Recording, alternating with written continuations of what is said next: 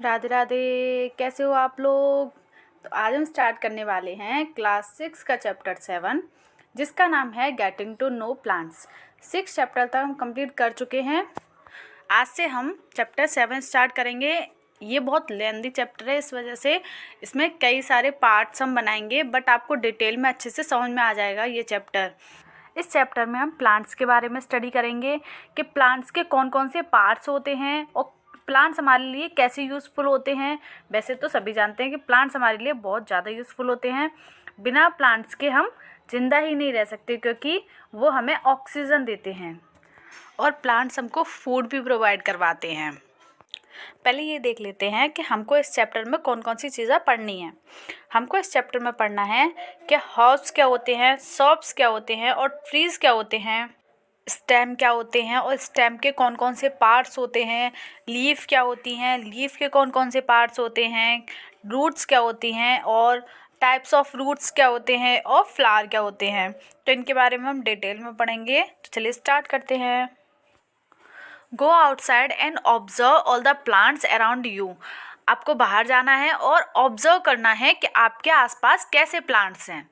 Do you see that some plants are small, some very big, some have huge red flowers, some have tiny blue buns. तो आप देखोगे कि कुछ plants तो बहुत छोटे हैं, कुछ प्लांट्स बहुत बड़े हैं, कुछ प्लांट्स जो हैं मतलब किसी पे रेड फ्लावर हैं, किसी पे ब्लू फ्लावर हैं, किसी पे मतलब तरह तरह के फ्लावर्स हैं। तो ये सारी चीज़ें आपको देखने को मिलेंगी। मतलब प्लांट सारे एक जैसे नहीं होते, आपको अलग अलग तरीके के प्लांट्स देखने के लिए मिलेंगे। Types of plant. प्लांट कितने तरीके के होते हैं? ट्रीज होते हैं, हर्ब्स, सर्ब्स, क्रीपर और क्लाइंबर। प्लांट हमारे 5 तरीके के होते हैं। तो इन पांचों के बारे में हम डिटेल में पढ़ते हैं कि प्लांट्स कैसे दिखाई देते हैं, ट्रीज कैसे दिखाई देते हैं, हर्ब्स कैसे दिखाई देते हैं, सर्ब्स कैसे दिखाई देते हैं, क्रीपर कैसे दिखाई देते हैं, क्लाइंबर कैसे दिखाई देते हैं। तो सबसे पहले स्टार्ट करते हैं हर्ब्स से। Plant that have soft green and perishable stem are called herbs. ऐसे प्लांट जिनकी स्टेम सॉफ्ट होती है, ग्रीन होती है और पेरिसेबल होती है। पेरिसेबल का मतलब होता है जो हम मोड़ें तो वो आसानी से मुड़ जाए, और अगर हम उसे ज़्यादा मोड़ते हैं तो वो टूट भी जाती है, तो उसे हम बोलते हैं पेरिसेबल स्टेम। तो इसकी जो हर्ब्स की स्टेम होती हैं वो सॉफ्ट होती हैं, इसलिए वो आसानी से मुड़ जाती हैं, ग्रीन होती हैं, ग्रीन कलर की होती हैं और पेरिसेबल स्टेम होती हैं। जिन प्लांट में ये सारी चीज़ें होती हैं उन्हें हम बोलते हैं हर्ब्स। इसके कैरेक्टरिस्टिक्स होते हैं कुछ। Herbs are small plant with delicate stem. Small plants मतलब छोटे प्लांट्स होते हैं। डेलिकेट स्टेम वही पेरिसेबल स्टेम जो आसानी से टूट जाए। Their stem are green in colour, soft tender in nature. इसका जो स्टेम होता है वो ग्रीन कलर का होता है और जो टेंडर होता है वो सॉफ्ट होता है। मैं अभी आपको स्टेम का डायग्राम दिखाऊंगी, तब दिखाऊंगी कि टेंडर होता क्या है। They are short in size, और ये छोटे होते हैं। Herbs life span is very short, they can only survive for 1 और 2 सीजन्स। इनकी जो लाइफ स्पेन होती है यानी कि ये सिर्फ कुछ समय के लिए ही जी सकते हैं। दे कैन ओनली सर्वाइव फॉर 1 और 2 सीजन्स, ये सिर्फ 1 या 2 सीज़न के लिए ही सर्वाइव कर सकते हैं। हर्ब्स के कुछ एग्जाम्पल हैं जैसे मेज, ग्रास और कोरिएंडर लीव्स। ये सभी हर्ब्स प्लांट के एग्जाम्पल हैं। ये डायग्राम है कुछ हर्ब्स प्लांट के, जैसे वेजल लीव्स। आपने तुलसी जी के पत्ते ये सबके घरों में होते हैं, तो वो हर्ब्स में भी आते हैं और सर्ब्स में भी आते हैं। 2 तरीके की तुलसी जी आती हैं। रोजमेरी प्लांट्स, लेवेंडर प्लांट्स और ऑरिगेनो प्लांट्स। ये कुछ हर्ब्स प्लांट के एग्जाम्पल थे। आई होप आपको हर्ब्स समझ में आ गया होगा अच्छे से। Shrubs, plant with woody stems with branches of almost equal in size arising from the stem immediately above the soil are called shrubs. Shrubs plant की जो स्टेम होती हैं वो बुडी होती हैं। ये जो बुडी स्टेम वाली जो तुलसा जी होती हैं ये सबों के घर में होती हैं। तो हमारे घरों में ज़्यादातर सर्ब्स वाली तुलसा जी होती हैं। तो ये जो प्लांट्स होते हैं सर्ब्स, इनमें की जो स्टेम होती है वो वुडी होती है, ब्रांच्ड होती हैं इसमें। और इसमें एक खासियत होती है कि ये भी वैसे हर्ब्स की तरह छोटे ही होते हैं, बट इनकी जो ब्रांचेस निकलना शुरू होती हैं वो इमीडिएटली थोड़ा सा ऊपर आते ही सॉइल से निकलना शुरू हो जाती हैं। इस वीडियो से समझ में आ जाएगा। जैसे ये है हमारी स्टेम, ये सॉइल है, सॉइल से थोड़ा सा ऊपर से आते ही ये ब्रांचेस निकलना शुरू हो गई। तो ऐसे ही होता है शॉप्स में। समझ आ गया कैसे होता है? ये कुछ कैरेक्टरिस्टिक्स हैं शॉप्स के। Shrubs are smaller than tree, shrubs जो होते हैं वो ट्री से छोटे होते हैं। These are usually around 3 metre tall, ये जो होते हैं वो 3 मीटर तक लंबे उठते हैं। Shrubs grow bushy as the branches are grown near the ground level. Shrubs जो होते हैं वो ग्राउंड लेवल से ही उगना शुरू हो जाते हैं। और ये बुजी का मतलब होता है फैले हुए, और फैले हुए ज़्यादा होते हैं ये अपने एरिया में। They grow in all type of soil, ये सारे टाइप के सॉइल में ग्रो हो जाते हैं। सर्ब्स आर सीजनल, और ये भी सीजनली ग्रो होते हैं। इनके एग्जाम्पल हैं लेमन का प्लांट, जैस्मिन का प्लांट और चाइना रोज़। और भी बहुत सारे हैं पर मैंने 3 ही एग्जाम्पल लिए हैं। ट्रीज़ को तो सभी जानते हैं, सभी के आसपास होते हैं बहुत सारे। Trees are tall and big plant and have one hard woody stem called a trunk.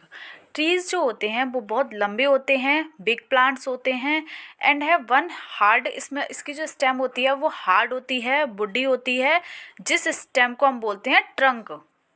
इनकी हार्ड होती है, वुडी होती है, इसलिए इनकी जो स्टेम होती है इनको क्या बोला जाता है? ट्रंक बोला जाता है। Coconut are also called trees through they do not have branches. Coconut भी जो होता है वो ट्री होता है, बट उसमें ब्रांचेस नहीं होती, लेकिन उसकी जो स्टेम होती है वो हार्ड होती है, इस वजह से उसको ट्री में रखा जाता है। ये कुछ कैरेक्टरिस्टिक्स हैं ट्रीज़ के बारे में। Trees have single strong woody stem. Trees की जो होती हैं वो एक सिंगल और वुडी स्टेम होती है स्ट्रॉन्ग, जिसे हम बोलते हैं trunk. The multiple branches are grown above the ground at a certain distance.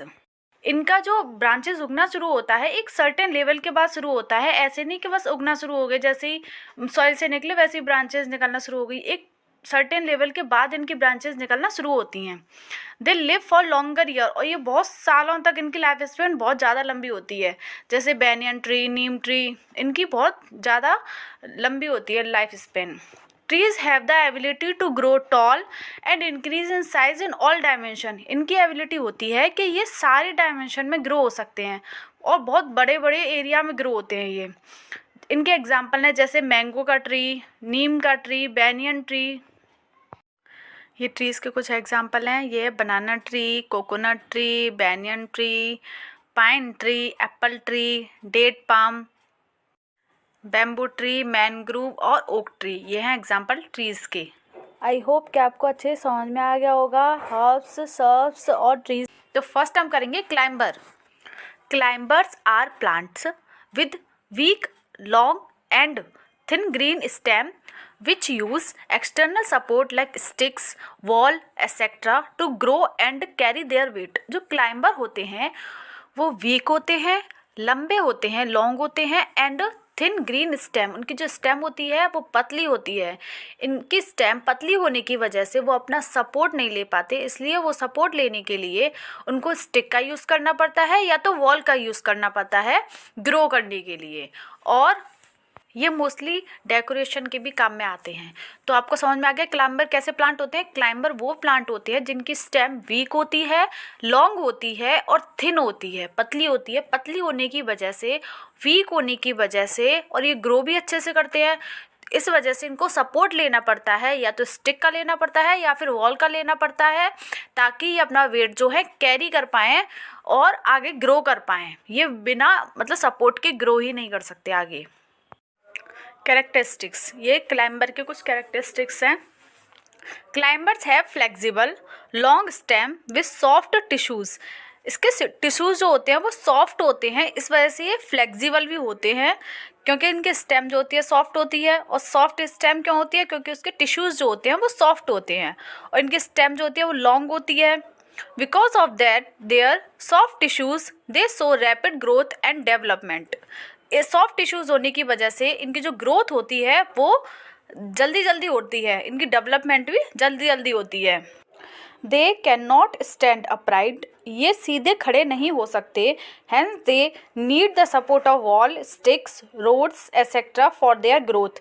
तो इस वजह से ये सपोर्ट के लिए वॉल का यूज़ करते हैं, या तो स्टिक का यूज़ करते हैं, या किसी भी ऐसी चीज़ का यूज़ करते हैं जिससे ये सपोर्ट लेके अपनी ग्रोथ कर सकें। इनके कुछ एग्जाम्पल हैं, जैसे क्विकम्बर, बीन्स, मनी प्लांट। ये मनी प्लांट बहुत से लोगों के घर पर भी होता है, तो आपने देखा होगा कि स्टिक लगा के हम इसको अपने घरों में ग्रो करवाते हैं। क्रीपर, क्रीपर प्लांट्स कौन से होते हैं? Creeper are plants with weak stems and grow horizontally along with the soil or the ground since they cannot straight upright। Creeper plant भी, इनकी स्टेम भी वीक होती है और ये हॉरिजॉन्टली ग्रो होते हैं, यानी कि सॉइल के ऊपर ग्रो होते हैं। ये सीधे खड़े नहीं हो सकते, अपराइट पोजीशन में ये खड़े नहीं हो सकते। देखो, खड़े तो क्लाइंबर भी नहीं हो सकते, बट उनको हम स्टिक लगा के या वॉल से कुछ सपोर्ट देकर उनको हम खड़ा कर सकते हैं, बट क्रीपर को हम सपोर्ट देकर भी खड़ा नहीं कर सकते। ये ग्राउंड पर ही ग्रो होते हैं और इनका जो फ्रूट होता है या जो भी इनके ऊपर जो फल उगता है वो बहुत हैवी होता है। इस वजह से ये नीचे की सॉइल पर ही हॉरिजॉन्टली ही ग्रो करते हैं, ऊपर अपराइट पोजीशन में ग्रो करते ही नहीं हैं। ये कुछ क्रीपर के कैरेक्टरिस्टिक्स हैं। Creepers are plant with soft stem. Creeper वो प्लांट्स होते हैं जिनकी स्टेम सॉफ्ट होती है। They can not stand erect on their own. ये सीधे खुद से खड़े नहीं हो सकते। इरेक्ट का मतलब होता है सीधा। They usually creep along the ground. ये यूजली जो है ग्राउंड पर क्रीप करते हैं, मतलब लेटे हुए होते हैं ये ग्राउंड के ऊपर। The life span of creepers may be for 1 year और लॉन्गर। इनकी जो लाइफ स्पैन होती है वो या तो 1 साल की होती है और उनसे ज़्यादा भी हो सकती है। इनके कुछ एग्जाम्पल हैं, जैसे कि वाटरमेलन और पम्पकिन।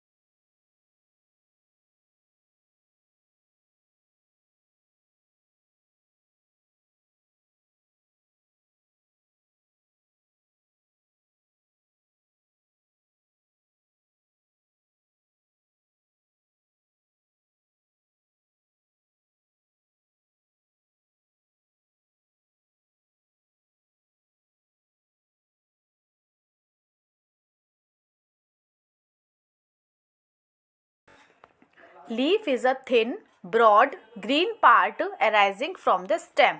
लीफ तो सभी ने देखी हैं, ये पतली होती हैं, बीच में से थोड़ी सी ब्रॉड होती हैं, ग्रीन कलर की होती हैं और ये स्टेम पे मिलती हैं। ठीक है। Leaves are present on branches of the plant which are attached directly to stem. Leaf जो होती है वो ब्रांचेस पर आती हैं जो कि स्टेम से डायरेक्टली अटैच्ड होता है। Every plant have a large number of leaves. Her plant पर बहुत नंबर में लीव्स पाई जाती हैं। ऐसे तो नहीं एक प्लांट पर एक लीफ पाई जाती है, बहुत सारे नंबर्स में लीफ पाई जाती हैं।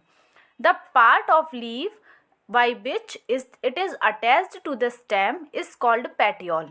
जिस जगह से ये स्टेम के साथ अटैच्ड रहती है उस पार्ट को, लीफ के उस पार्ट को जिससे ये स्टेम के साथ अटैच्ड रहती है, उसको हम बोलते हैं पेटियोल। ये आपको डायग्राम देख के और अच्छे से समझ में आ जाएगा कि पेटियोल क्या है।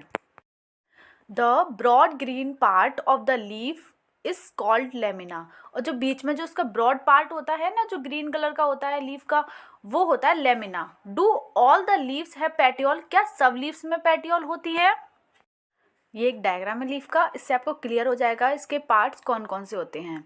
देखो, सबसे पहले जो स्टेम से अटैच्ड रहता है, जिससे ये लीफ मतलब जॉइंट रहती हैं पेड़ के साथ, वो होता है पेटियोल। बीच में जो आपको दिखाई देती हैं कुछ शेप सी होती है वेन्स, इसमें वेन्स होती हैं। और बीच में जो मोटी सी वेन्स जाती है जिसमें से ये और वेन्स निकलती हैं, उन्हें बोलते हैं मिडरिप। और ये जो ऊपर जितना भी ग्रीन पोर्शन है उसे बोलते हैं लेमिना। और जो इसकी शेप बनी हुई होती है इसे बोलते हैं मार्जिन। और ऊपर टिप वाले पॉइंट को बोलते हैं टिप। तो ये डायग्राम इसका, इसके ये पार्ट्स हैं। एक एक्टिविटी दे रखी है हमारी एनसीईआरटी की बुक में, जिसे हम करते हैं, जिससे आपको लीफ के सारे पार्ट्स समझ में आ जाएंगे कौन कौन से होते हैं। Put a leaf under a white sheet of paper और a sheet in your notebook. आपको एक लीफ लेनी है, उसको एक वाइट शीट ऑफ पेपर पर रखना है, या फिर नोटबुक भी ले सकते हो आप। Hold your pencil tip sideways and rub it on the portion of the paper having the leaf below it. फिर आपको क्या करना है कि इसको मतलब पेपर में कवर करके आपको रब करना है, तो उसकी एक शेप बन जाएगी पेंसिल से, जैसे आप उसे रब करोगे। Did you get an impressions with some lines in it. तो क्या आपको कुछ लाइन्स दिखाई दे रही हैं उसके ऊपर, कागज़ के ऊपर। A prominent in the middle of the leaf is called midrib. तो जो आपको प्रोमिनेंट तरीके से दिखाई देगी वो होगी मिडरिप। जो अभी हमने उसमें देखा डायग्राम में कि मिडरिप क्या होती है, वो आपको प्रोमिनेंट अच्छे से दिखाई देगी। These lines on the leaf are called veins। और उसके पास आसपास और कुछ लाइन्स दिखाई देंगी, वो होंगी veins. The design made by when in a leaf is called the leaf venation. जो डिज़ाइन आपकी वेन से बन जाएगी उसे हम लीफ वेनेशन बोलते हैं, उस डिज़ाइन को। If the design is net like on both sides of midrib the venation is reticulated. जो डिज़ाइन आपकी बनेगी नेट लाइक स्ट्रक्चर जैसी होगी कुछ, तो उस डिज़ाइन को हम बोलते हैं रेटिकुलेटेड। उस वेनेशन को बोलते हैं रेटिकुलेटेड। हमारा दो टाइप का वेनेशन होते हैं हमारे लीफ में, एक तो होते हैं पैरेलल वेनेशन और एक होते हैं रेटिकुलेटेड वेनेशन। जो हमारे में नेट लाइक स्ट्रक्चर होते हैं उसे रेटिकुलेटेड वेनेशन बोलते हैं, और जो लाइन ऐसे सीधी सीधी लाइन में होता है उसे पैरेलल वेनेशन बोलते हैं। If the leaf of grass, आपने ग्रास की लीफ देखी होगी, you might have seen that the veins are parallel to one another, this is called parallel venation. तो आपको ग्रास में मोस्टली पैरेलल वेनेशन दिखता है और रेटिकुलेटेड सारी लीव्स में दिख जाता है। और अभी हम डायग्राम देख लेंगे वेनेशंस के, कि रेटिकुलेटेड वेनेशंस कैसे दिखाई देता है, पैरेलल वेनेशन कैसे दिखाई देता है, तो आपको क्लियर हो जाएगा यह डायग्राम। इससे आपको क्लियर हो जाएगा कि रेटिकुलेटेड और पैरेलल कैसे होते हैं। देखो, ये जाल लाइक स्ट्रक्चर आपको दिख रहा है, इसमें रेटिकुलेटेड है ये वाला, और ये वाला सीधी सीधी लाइन है, इसलिए ये है पैरेलल वेनेशन। टू टाइप के ही वेनेशन हमारे होते हैं। ये एक्टिविटी 4, इससे आपको लीफ के फंक्शन समझ में आएंगे कि लीफ का फंक्शन क्या होता है। We will require a herb, 2 transparent polythene bags and thread। इसके लिए आपको कोई भी हर्ब्स प्लांट लेना है, 2 ट्रांसपेरेंट पॉलीथीन लेनी है, पॉलीथीन बैग्स जो पॉलीथीन होती हैं, और थ्रेड लेना है यानी कि धागा लेना है। Do this activity during day time on a sunny day. ये एक्टिविटी को आपको डे टाइम में करना है, मतलब अच्छी धूप निकल रही हो, मौसम खराब नहीं हो रहा हो। Use a healthy well watered plant that has been growing in the sun. और आपको हेल्दी प्लांट लेना है, ऐसा नहीं मुरझाया हुआ जैसा प्लांट लेना, हेल्दी प्लांट लेना है। तो आपने इस एक्टिविटी के लिए दो चीज़ों को ध्यान रखना है, एक तो प्लांट अच्छा होना चाहिए और दो पॉलीथीन आपके पास होनी चाहिए अवेलेबल। उसके बाद स्टार्ट कैसे करना है ये एक्टिविटी करना, enclose a leafy branch of the plant in a polythene cover and tie up its mouth. आपको जो आपने प्लांट लिया है उससे आपको पॉलीथीन से वो उसका माउथ कवर कर देना है। After few hours observe the inner surface of the covers, what do you see. फिर आपको कुछ टाइम के बाद, कुछ घंटों के बाद ऑब्जर्व करना है कि आपने क्या नोटिस किया और कवर कैसे करना है। ये मैं आपको डायग्राम दिखा रही हूँ।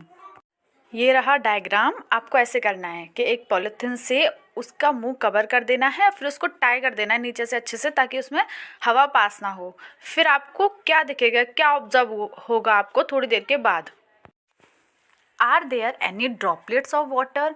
देखो जैसे आपने उसको टाई अप किया तो आपको उसके बाद उसमें कुछ ड्रॉपलेट्स दिखाई देंगे उस पॉलीथीन पे। तो जैसे आपको उसमें ड्रॉपलेट्स दिखाई देना शुरू हो जाए वैसे आप उस पन्नी को हटा दोगे। Water comes out of leaves in the form of wet vapour by a process called transpiration. जितना भी एक्स्ट्रा वाटर होता है हमारे प्लांट में वो ट्रांसपिरेशन के थ्रू ये प्लांट उसको बाहर भेज देते हैं। तो ये होती है ट्रांसपिरेशन मेथड, जिससे जो वाटर है वो वाटर वेपर के फॉर्म में हीटअप होकर, हीटअप किससे होंगे, सन से, तो सन से हीटअप होकर और वो एक्सेस वाटर बाहर एटमॉस्फेयर में रिलीज हो रहा है। इस प्रोसेस को हम बोलते हैं ट्रांसपिरेशन। तो हमारे जो प्लांट होते हैं वो ट्रांसपिरेशन भी करते हैं और ट्रांसपिरेशन प्रोसेस बहुत ज़रूरी होती है प्लांट के लिए। अगर हम पानी उन्हें देते जाएंगे और वो निकालेंगे नहीं तो क्या हो जाएंगे, वो रोटन होना शुरू हो जाएंगे, सड़ना शुरू हो जाएंगे। ट्रांसपिरेशन से लीव्स वाटर सर्कुलेशन को मेंटेन करते हैं और फोटोसिंथेसिस के प्रोसेस से लीव्स फूड प्रिपेयर करती हैं। तो ट्रांसपिरेशन प्रोसेस भी होता है और फोटोसिंथेसिस भी होता है, दोनों ही लीव्स करती हैं। अब फोटोसिंथेसिस भी हम एक्टिविटी से समझेंगे कि फोटोसिंथेसिस कैसे करती हैं। Plant release a lot of water into the air through this process. तो प्लांट इस प्रोसेस से लॉट ऑफ वाटर रिलीज करते हैं एटमॉस्फेयर में, तो ये प्रोसेस भी ज़रूरी है। तो आई होप आपको ये एक्टिविटी अच्छे से समझ में आ गई होगी और ये एक्टिविटी आप अपने घर पर भी कर कर देख सकते हो अगर आपके घर में प्लांट हो तो। ठीक है, अब हम नेक्स्ट एक्टिविटी करते हैं, एक्टिविटी 5। अब एक्टिविटी 5, इससे हम ये समझेंगे कि लीफ अपने फोटोसिंथेसिस करके अपना फूड कैसे प्रिपेयर करती हैं। इस एक्टिविटी को करने के लिए हमें किस किस चीज़ की ज़रूरत पड़ेगी। We would require a leaf spirit, a beaker, test tube, burner, water, a watch glass and iodine solution for this activity. तो इस एक्टिविटी के लिए हमको क्या क्या चीज़ चाहिए, लीफ चाहिए, स्पिरिट सॉल्यूशन चाहिए, सॉल्यूशन है एक, अ बीकर, टेस्ट ट्यूब चाहिए, बर्नर चाहिए, वाटर चाहिए, वॉच ग्लास चाहिए और आयोडीन सॉल्यूशन चाहिए। Take a leaf in a test tube and pour spirit to completely immerse the leaf. Now place the test tube in a beaker half filled with water. पहले आपको क्या करना है, test tube में leaf को डालना है, फिर स्पिरिट का सॉल्यूशन डालना है। स्पिरिट डालने के बाद उसको थोड़ी देर के लिए छोड़ दीजिए, फिर एक बीकर में पानी लेना है और इस टेस्ट ट्यूब को उसमें डाल देना है लीफ के साथ ही। Heat the beaker till all the green colour from the leaf comes out in the spirit in the test tube. फिर आपको उस बीकर को हीट करना है। फिर जैसे आप उसको हीट करोगे तो टेस्ट ट्यूब में जो आपने लीफ डाली है उसका लीफ का सारा ग्रीन कलर उस स्पिरिट सॉल्यूशन में आ जाएगा। Take out the leaf carefully and wash it in water. फिर आप उसको लीफ को निकाल लोगे और इसको वाटर से वॉश कर दोगे। Place it on a watch glass and pour some iodine solution over it. फिर आपको उस लीफ को वॉच ग्लास में रख देना है और उसमें कुछ आयोडीन सॉल्यूशन डाल देना है। व्हाट डू यू ऑब्जर्व, तो आप क्या ऑब्जर्व कर रहे हो, compare observations with those done in chapter 2 when you tested food for present of different nutrients. जब आपने चैप्टर 2 पढ़ा था उसमें हमने न्यूट्रिएंट्स को देखने के लिए कार्बोहाइड्रेट, फैट, इन सब के लिए एक एक्टिविटी करी थी। उसमें हमने देखा था जिस फूड में कार्बोहाइड्रेट प्रेजेंट होता है उस फूड का कलर, हम जब एक्टिविटी करते हैं तो उसमें उसका कलर ब्लू ब्लैक हो जाता है। तो इसमें आप ऑब्जर्व करोगे कि जब आप इसको करोगे प्रैक्टिकल को तो उसमें जो लीफ का कलर होगा वो ब्लू ब्लैक कलर का हो जाएगा। तो इससे आपको क्या पता चलता है कि उसमें लीफ में स्टार्च प्रेजेंट है, क्योंकि जिन खाने में कार्बोहाइड्रेट प्रेजेंट होता है तो वो किसके फॉर्म में प्रेजेंट होता है, स्टार्च के फॉर्म में प्रेजेंट होता है। तो ऐसे ही हमारी लीफ में भी स्टार्च प्रेजेंट होता है। Does this means that the leaf has starch in it. इसका मतलब है कि लीफ में स्टार्च प्रेजेंट है। In chapter 2 we saw that a slice of raw potato also shows the presence of starch. तो वो जो एक्टिविटी हमने करी थी वो रॉ पोटैटो के साथ करी थी, तो हमें उसमें स्टार्च दिखा था। Potatoes get the starch from there leaves and store it. Potatoes की तरह जैसे पोटैटोज में स्टार्च प्रेजेंट होता है, वैसे ही लीव्स में भी स्टार्च प्रेजेंट होता है। Leaves prepare their food in the presence of sunlight and a green colored substance present in them। तो जो ग्रीन कलर का सब्सटेंस जो लीफ में प्रेजेंट होता है, उसकी वजह से लीफ अपना फूड खुद प्रिपेयर करती हैं और सनलाइट की हेल्प से। For this they also use water and carbon dioxide। This process is called photosynthesis। इस प्रोसेस में ये वाटर को और कार्बन डाइऑक्साइड को भी यूज़ करती हैं। इसको हम बोलते हैं प्रोसेस को फोटोसिंथेसिस प्रोसेस। और ये फोटोसिंथेसिस की प्रोसेस से ही अपना फूड प्रिपेयर करती हैं। Oxygen is given out in this process. और ये इस प्रोसेस में ऑक्सीजन देती हैं। ये ऑक्सीजन गिव करती हैं, मतलब देती हैं, गिव इन आउट करती हैं, तभी तो हमको ऑक्सीजन मिलती है। तो ऑक्सीजन हमें कहाँ से मिलती है? प्लांट से मिलती है। The food prepared by leaves ultimately gets stored in different parts of plant.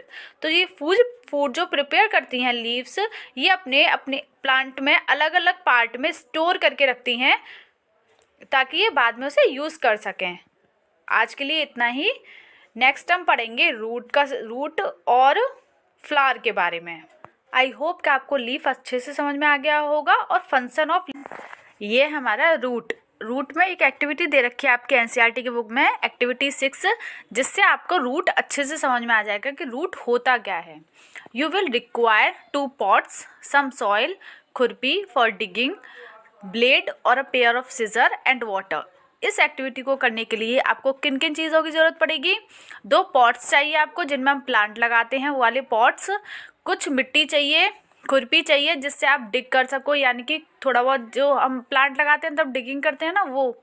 इसके लिए आपको खुरपी चाहिए, ब्लेड चाहिए, पेयर ऑफ सीजर चाहिए और वाटर चाहिए। तो ये चीज़ रिक्वायर है इस एक्टिविटी के लिए जो आपको चाहिए।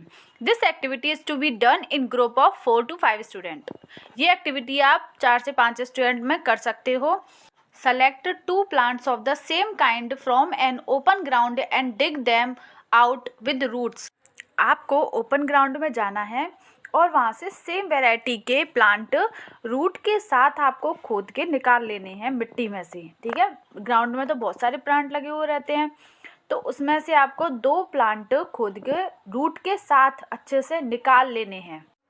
Take care that their roots do not break. और अच्छे से निकालना है उसे मिट्टी में से, ये देख के कि उसकी रूट्स जो हैं ब्रेक ना हो, मतलब टूटे नहीं।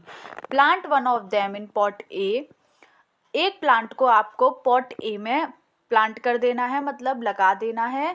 Cut off the roots from the other plant and plant it in pot B. और दूसरा जो प्लांट आप पॉट बी में लगाओगे तो आपको उसकी रूट को काट देना है। Water them regularly. और उन दोनों प्लांट्स को आपको वाटर देना है regularly. Observe the plant after a week. और 1 हफ्ते के बाद आप उसको ऑब्जर्व करो कि आपको क्या नोटिस हो रहा है। Are both plants healthy. क्या आपको दोनों प्लांट्स हेल्दी नजर आएंगे? Does this activity help you understand an important function of the root. इस एक्टिविटी से आपको रूट का एक इम्पोर्टेंट फंक्शन समझ में आएगा कि एक इम्पोर्टेंट फंक्शन होता है रूट का, कि वो क्या होता है। तो इस एक्टिविटी से आपको समझ में आएगा कि जो हमने 2 प्लांट लगाए थे पॉट ए में और पॉट बी में, तो पॉट ए वाला प्लांट तो अच्छे से ग्रो कर रहा है जिसमें रूट्स लगी हुई थी, और जो पॉट बी है जिसमें रूट्स नहीं है वो अच्छे से ग्रो नहीं कर रहा है। तो रूट्स मेन रोल निभाती हैं प्लांट को ग्रो करने में। प्लांट ग्रो ही नहीं करेगा बिना रूट्स के, क्योंकि रूट्स सॉइल से वाटर और न्यूट्रिएंट सारे पार्ट्स तक प्लांट के पहुंचाती हैं, लीव्स तक सब। ये लीफ वगैरह हेल्दी जो रहती हैं, प्लांट्स पूरा हेल्दी रहता है, वो रूट्स की वजह से रहता है, क्योंकि रूट्स सारा न्यूट्रिशन और सॉइल से वाटर सारा प्लांट्स के अनदर पार्ट तक पहुंचाते हैं। तो पॉट बी वाला प्लांट ग्रो क्यों नहीं कर पाया? क्योंकि इसमें रूट्स ही नहीं थी, और रूट नहीं थी तो वो वाटर और मिनरल्स वगैरह पहुंचा नहीं पा रहा था प्लांट के पार्ट तक, तो वो इसलिए ग्रो नहीं कर रहा था। ये है डायग्राम कि कैसे आपको प्लांटिंग करनी है। पॉट ए में आपको रूट के साथ करनी है और पॉट बी में रूट के बिना करनी है। तो ऐसे आपको करनी है प्लांटिंग। ये है एक्टिविटी 7। इस एक्टिविटी से हम रूट का दूसरा फंक्शन सीखेंगे। एक फंक्शन तो हमने सीख लिया रूट का कि क्या होता है, वो वाटर और मिनरल्स पहुंचाता है प्लांट के पार्ट्स तक, जैसे लीव वगैरह हैं इन तक वो वाटर और मिनरल्स पहुंचाने का काम करता है। अब दूसरा काम क्या होता है रूट का, तो वो समझने के लिए हमको इस एक्टिविटी को करना होगा।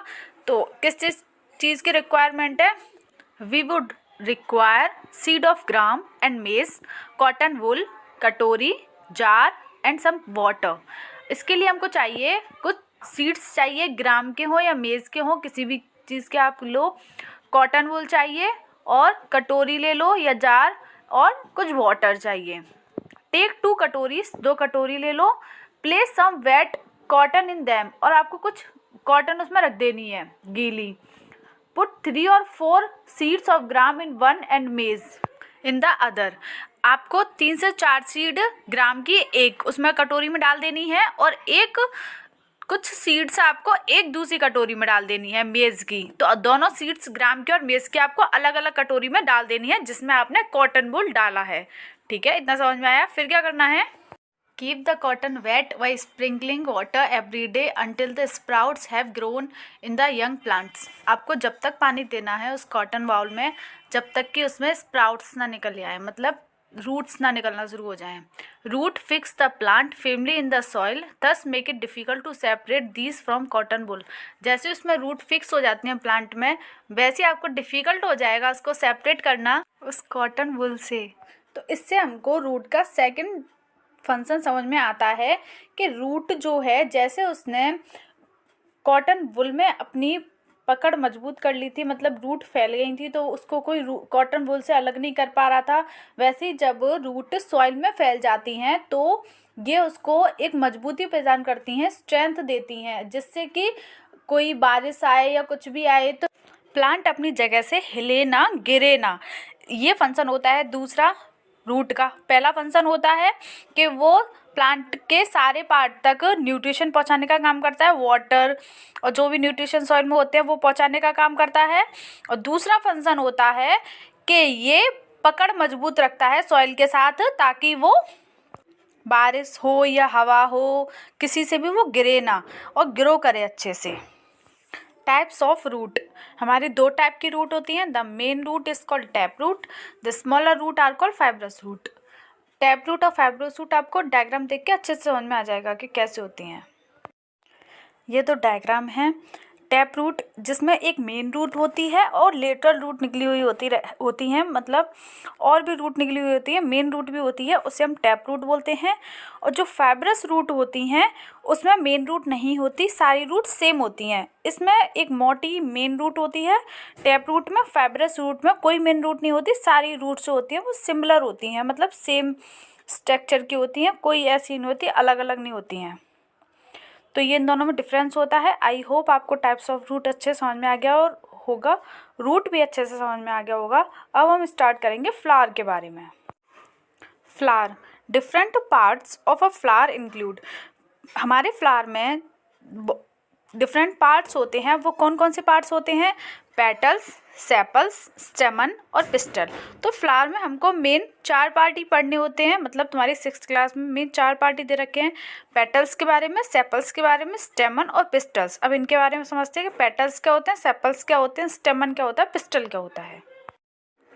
Petals, prominent and the colorful part of a flower that attract insect like bees, butterflies and small birds. ये पेटल्स जो होते हैं वो फ्लावर के प्रोमिनेंट और कलरफुल पार्ट होते हैं। सिंपली समझो, जो हमारे फ्लावर में पंखुड़ी होती हैं वो पेटल्स, उन्हें हम पेटल्स बोलते हैं। तो जो पेटल्स जो होती हैं वो इंसेक्ट को अट्रैक्ट करती हैं अपनी तरफ। जो बीज होती हैं, बटरफ्लाइज होती हैं, स्मॉल बर्ड्स होते हैं, इनको जो पेटल्स होते हैं वो अपनी तरफ अट्रैक्ट करती हैं। The number and colour of petals very in nature. और जो नंबर होता है पेटल्स का या फिर जो कलर होता है, जो हमारी पंखुड़ी होती हैं फ्लावर्स के अलग अलग कलर की होती हैं, तो ये जो डिपेंड करता है वो नेचर के ऊपर डिपेंड करता है। इसलिए ये सारे फ्लावर में अलग अलग होते हैं। ये नहीं कि हर फ्लावर में 3 ही पेटल्स हैं या 4 ही पेटल्स हैं, तो सब में 4 ही हैं, सब में अलग अलग होते हैं और ये नेचर के ऊपर डिपेंड करता है। There is a unique fragrance to each of the flower which attract the insect. और आपने देखा होगा सारे फ्लावर्स में अलग अलग तरीके की फ्रेगरेंस होती है, खुशबू होती है, किसी में बहुत ज़्यादा होती है, किसी में कम होती है। तो ये खुशबू क्यों होती है फ्लावर में? ये इसलिए होती है ताकि ये जो इंसेक्ट बीज इनके पास आते हैं इनको ये अट्रैक्ट कर सके अपनी तरफ। और बीज वगैरह ये क्यों आते हैं फ्लावर में? क्योंकि इनमें एक जूस प्रेजेंट होता है फ्लावर के पास जिससे हम बोलते हैं नेक्टर। तो ये बीज वगैरह उसे ही पीने आती हैं। The layer of petals is known as corolla. और जो लेयर होती हैं पेटल्स की उसे हम बोलते हैं कोरोला। आई होप आपको पेटल्स समझ में आ गया होगा। अगर आप पेटल्स को याद रखना चाहते हैं तो आप ऐसे याद रख सकते हैं, पेटल्स मतलब पंखुड़ी, फ्लावर की पंखुड़ी, उसे हम बोलते हैं petals. Sepals, the small leafy part present under the petals which protect the flower when it is a bud. देखो सेपल्स जो होते हैं वो फ्लावर के नीचे होते हैं जो कि इसको सपोर्ट देते हैं, पंखुड़ी को, पेटल्स को सपोर्ट देते हैं, उसे हम बोलते हैं सेपल्स। और ये भी लीफी पार्ट होता है। They can be joint together और सेपरेट। ये या तो जॉइंट होते हैं या तो सेपरेट होते हैं। जिसमें ये सेपल्स जॉइंट होते हैं उसके एग्जाम्पल हिबिस्कस फ्लावर में और टमाटो में। इसमें ये सेपल्स जॉइंट होते हैं। और जिसमें सेपरेट होते हैं उनके एग्जाम्पल है लोटस और रोज़। उसमें आप ये देख सकते हैं एग्जाम्पल के तौर पर कि इसमें जॉइंट हैं या सेपरेट हैं। ये जो ग्रीन कलर के नीचे हैं इन्हें बोलते हैं, जो फ्लावर को सपोर्ट दे रहा है इसे बोलते हैं हम सेपल्स। तो इसमें जॉइंट हैं, ये धतूरे का फ्लावर है, इसमें जॉइंट हैं, तो ये हैं जॉइंट सेपल्स। ये है रोज का फ्लावर, इसमें है सेपरेट सेपल्स। ये जो आपको नीचे की साइड में दिख रहे हैं ग्रीन कलर के, इसमें देखो रोज फ्लावर में इसमें सेपरेट हैं सेपल्स। और वो जो धतूरे का फ्लावर दिखाया था उसमें जॉइंट सेपल्स से। स्टेमन, स्टेमन क्या होता है? Stamen are the male part of a flower which consist anther, top of the stamen and filament, stalk of the filament. Stamen वो पार्ट होता है जो कि फ्लावर में मेल रिप्रोडक्टिव पार्ट होता है। और इसमें कौन कौन सी चीज़ें होती हैं? एक होता है इसमें एंथर और एक होता है इसमें फ्लामेंट। एंथर होता है ऊपर की साइड में, फ्लामेंट होता है नीचे की साइड में। वो आपको पता चल जाएगा डायग्राम देख के कि एंथर क्या होता है और फ्लामेंट क्या होता है। ये तो समझ में आ गया। स्टेमन क्या होता है? स्टेमन फ्लावर में मेल रिप्रोडक्टिव पार्ट होता है जिसमें दो पार्ट होते हैं उसके।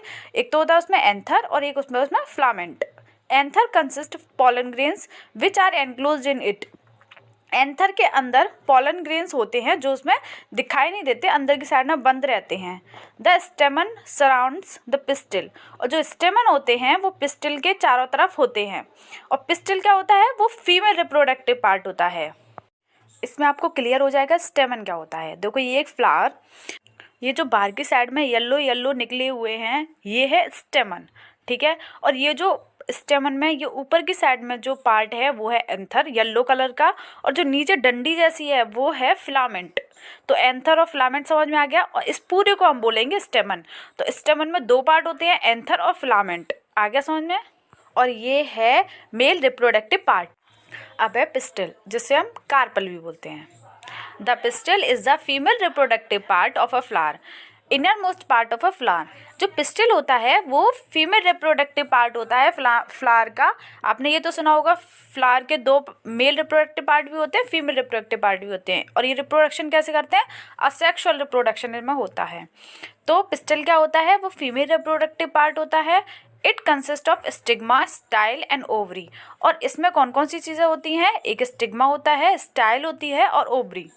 Stigma is the top part of a pistil, followed by the style, which connects the stigma to the ovary, base part of the flower. Stigma क्या होता है? सबसे ऊपर टॉप पार्ट होता है स्टिग्मा, उसके नीचे होता है स्टाइल, मिडिल पार्ट को बोलते हैं स्टाइल, और सबसे नीचे लोअर पार्ट को बोलते हैं ovary. Ovary is the swollen lowest part of the pistil. Ovary थोड़ी ना स्वेलन जैसी होती है, मतलब थोड़ी सी फूली हुई होती है पिस्टल में, और ये लोएस्ट पार्ट होती है। ओवरी एनक्लोज्ड ओव्यूल, वन और many that are egg like structure. और जो ओवरी होती है उसके अंदर कुछ ओव्यूल्स प्रेजेंट होते हैं, एक से ज़्यादा ओव्यूल्स प्रेजेंट होते हैं जिनका स्ट्रक्चर एग लाइक होता है। Ovule contains the female sex cells and develop in the seeds after fertilisation. Ovules के अंदर फीमेल सेक्स सेल्स होती हैं जो कि फर्टिलाइजेशन के बाद वो सीड में डेवलप हो जाती हैं। आगे समझ में? ओव्यूल क्या होते हैं? ओव्यूल जो होती हैं वो फीमेल सेक्स सेल्स होती हैं जो कि फर्टिलाइजेशन के बाद सीड में कन्वर्ट हो जाती हैं। ये डायग्राम है फीमेल रिप्रोडक्टिव पार्ट का। ये ऊपर सबसे ऊपर होता है स्टिग्मा, बीच में है स्टाइल, और फिर ये ओवरी। ये ओव्यूल हमको दिखाई नहीं देते, जब हम इसका हॉरिजॉन्टली सेक्शन काटेंगे या फिर वर्टिकली सेक्शन काटेंगे तब हमें ये ओव्यूल्स दिखाई देते हैं। आई होप कि आपको फ्लावर के सारे पार्ट्स क्लियर हो गए होंगे। अगर आपको नहीं हुए तो मैं एक वीडियो बनाऊंगी स्पेसिफिक फ्लावर के ऊपर, वो आप ज़रूर देखना, आपको अच्छे से क्लियर हो जाएगा। ये है फ्लावर का डायग्राम।